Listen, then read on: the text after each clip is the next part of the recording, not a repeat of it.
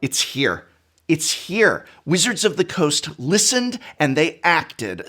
Okay, it took them about just under 10 years for them to act, so they weren't exactly quick on the uptake, but nonetheless, they did listen to the many Magic the Gathering players who over the years have begged for a good werewolf commander, for that popular underdog of a tribe, and boy oh boy, they delivered. This past weekend, Innistrad Midnight Hunt spoilers revealed the best werewolf commander in Magic the Gathering's history. And don't go saying Ulrich of the Krallen Horde to me. Ulrich, in my opinion, is not a werewolf commander. Ulrich is a commander who just happens to be a werewolf but offers no support whatsoever to the good boyos and girlos in his pack. No, this is a werewolf commander that actually cares about the other members of its tribe, and what's more, as I'm about to demonstrate, can stand up as a competent and powerful commander in his own right. May I present to you Tovolar, Dire Overlord. Tovolar, Dire Overlord is a 3/3 human werewolf with Daybound, which reads, whenever a wolf or werewolf you control deals combat damage to a player, draw a card. And at the beginning of your upkeep, if you control 3 or more wolves and/or werewolves, it becomes night. Then transform any number of human werewolves you control. With Tovolar, we have an honest-to-goodness werewolf tribal deck. To be clear, werewolf tribal decks have been around since the first release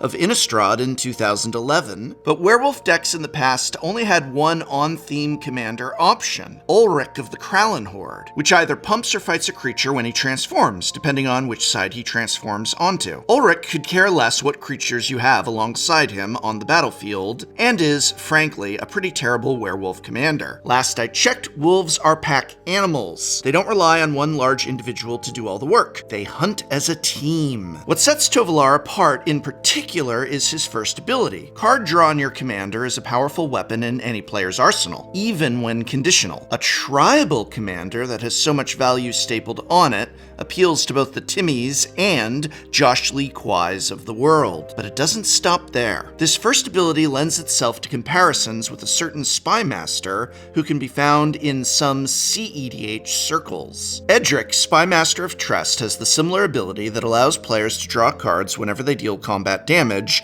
to one of your opponents. And as such, Edric decks are full of efficient, evasive creatures and extra turn spells. Your evasive creatures deal damage, drawing you into extra turns, which give your creatures another chance to attack, drawing into yet more extra turns. While not at the tippy top of CEDH, Edric sits comfortably in Tier 2, and when another commander looks similar to it, that commander really has potential. Granted, Tovolar is not as powerful as an Edric extra turns deck, but that is totally fine. We do not have access to blue, and by extension, extra turn spells, except for a handful of red ones that have the unfortunate drawback of causing us to lose the game after our extra turn. However, one thing that red is quite good at is extra combat steps. Aha! And so we can utilize Tovolar's abilities to draw into and cast a chain of extra combat spells, similar to how the Edric deck draws into and casts a chain of extra turn spells. Our deck's goal, therefore, is to play our werewolves, and a few wolves, and then play Tovolar, Dire Overlord. Once we go to our combat step, we attack with our werewolves, while Tovolar and our various support cards provide trample and increased power to our attackers. Then draw cards for each attacker that deals combat damage to our opponents. Ideally, we will have drawn a card such as Relentless Assault that allows us to untap our creatures, take an extra combat step, and attack again. This will also give us more cards to draw from Tovolar, and we will hopefully draw another extra combat spell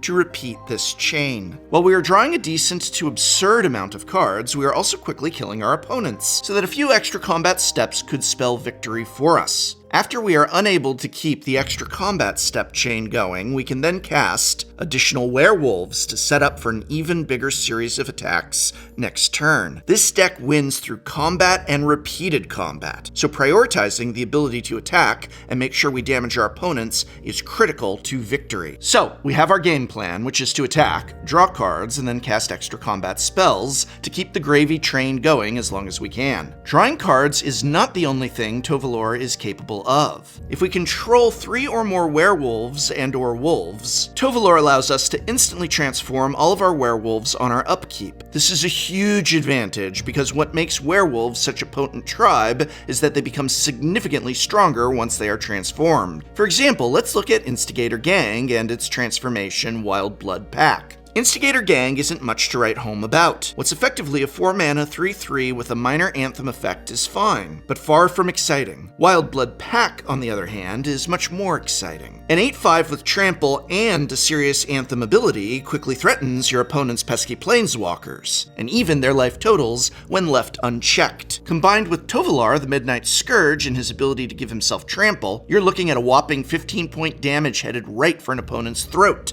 Most werewolves are similar to Instigator Gang, mediocre human fronts and very strong werewolf backs. Tovolar lets our werewolves skirt around the weaknesses that have held them back in the past and create a vicious howl pack almost instantly. As I said before, wolves are pack animals and Tovolar is no exception, so let's meet the rest of our sometimes furry friends. Neckbreaker and Terror of Cruin Pass, the transformed sides of Breakneck Rider and Cruin Outlaw respectively, give your pack evasion in the form of either trample or menace. Howl Pack Alpha, formerly the mayor of Averbruck, or more accurately, a mayor of Averbruck, the citizens of Averbruck just keep electing werewolves, creates extra wolves for us to attack with while pumping our team at the same time. And Tovolar's Mage Hunter, aka Mondronan Shaman, punishes opponents for casting spells of their own by dealing 2 damage to them for each they cast. Some of our werewolves need not be transformed to be potent. Duskwatch Recruiter gives us the ability to look through the top 3 cards of our library for a key creature for 2 and a green.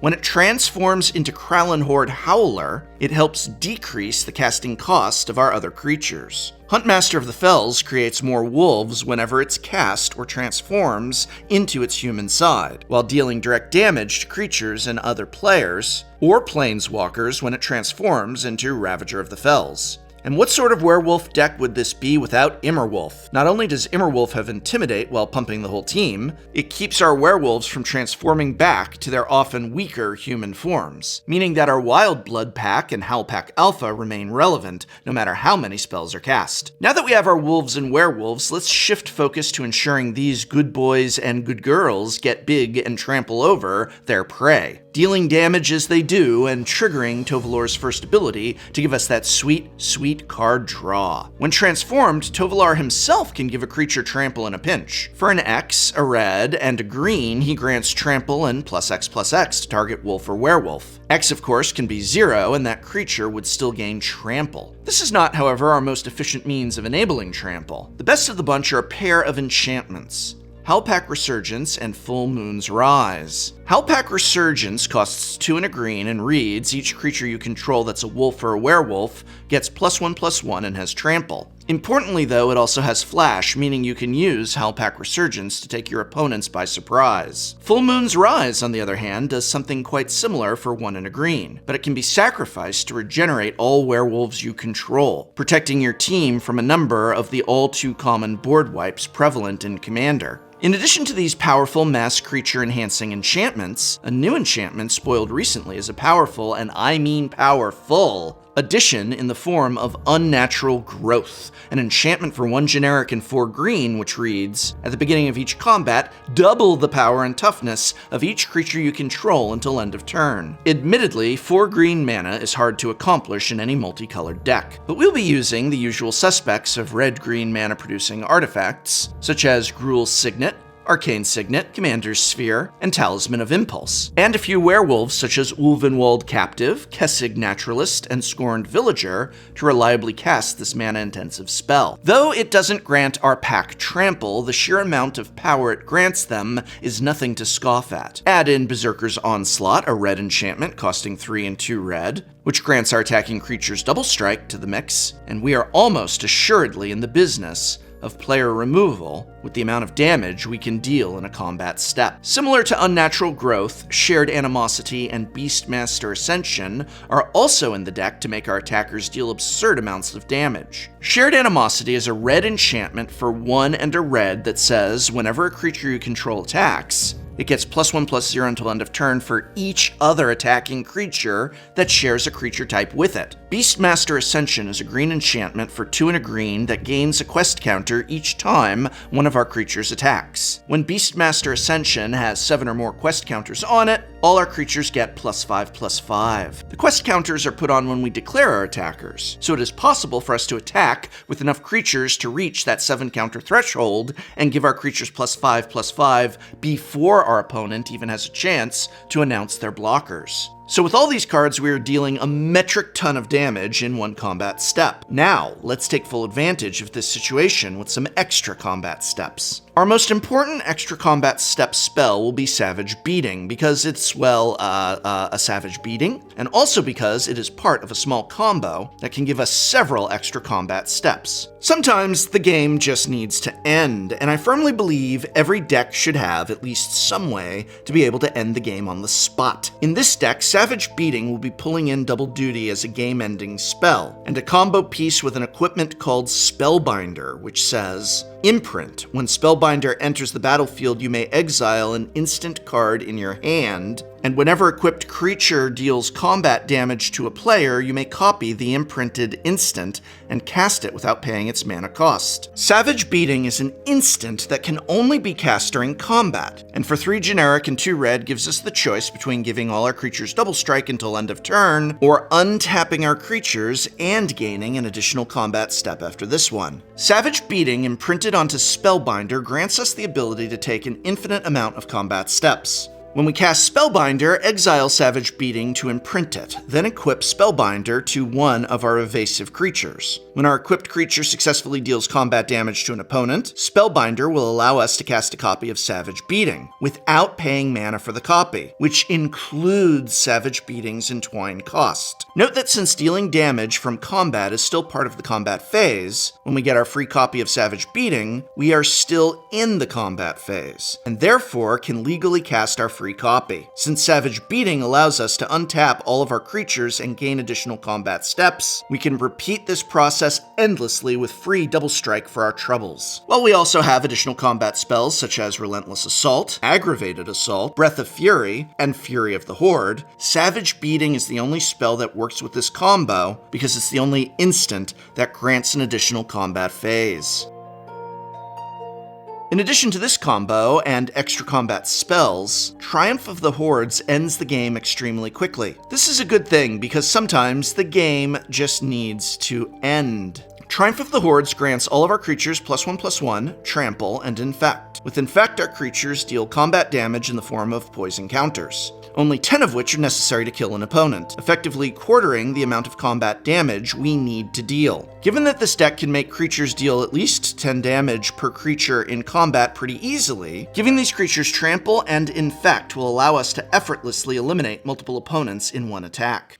Now, many of you are werewolf purists, and there's absolutely nothing wrong with that. However, kindly allow me to make the argument for a non-werewolf. Wait, sit down. Just because it's a werewolf tribal deck doesn't mean every single creature needs to be a werewolf. I think there's room for a few exceptions that will make our pack all the more ferocious.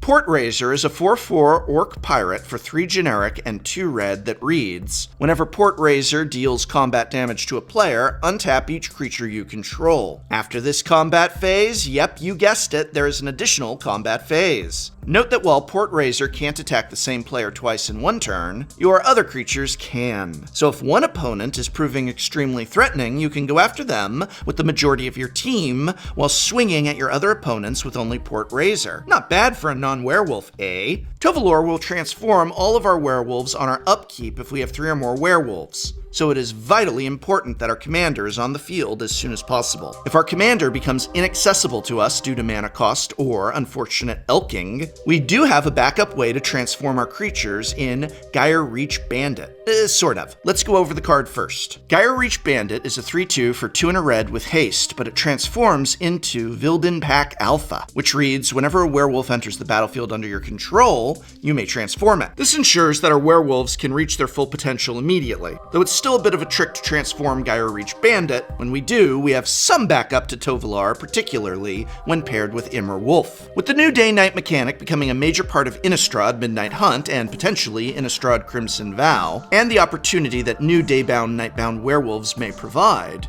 keeping our eyes open on the Celestis may be prudent. Protecting Tovolar is vital, so we run a suite of equipment such as Swiftfoot Boots, Lightning Greaves, and Commander's Plate that does just that. An arsenal of swords, dependent on your playgroup, is also a perfectly good option. And even if you can't afford too many swords, Bear Umbra will help capitalize on all those extra combats. To keep the board at bay, we run Blasphemous Act and Chain Reaction. For troublesome artifacts and enchantments, we have Vandal Blast, Multani's Decree, and Harmonic Convergence. We don't have much to recover from opposing board wipes, but we do have Creeping Renaissance and Bala Ged Recovery to help us recover at least a little. This is a deck where paying attention to your mana curve is extremely important. Tovalar wants other creatures on the battlefield, and making sure those creatures come out early is critical to his success. You ideally want to be playing a werewolf on turns 2, 3, and 4 so that you can begin attacking and accruing value before your opponents have a time to establish large boards of their own.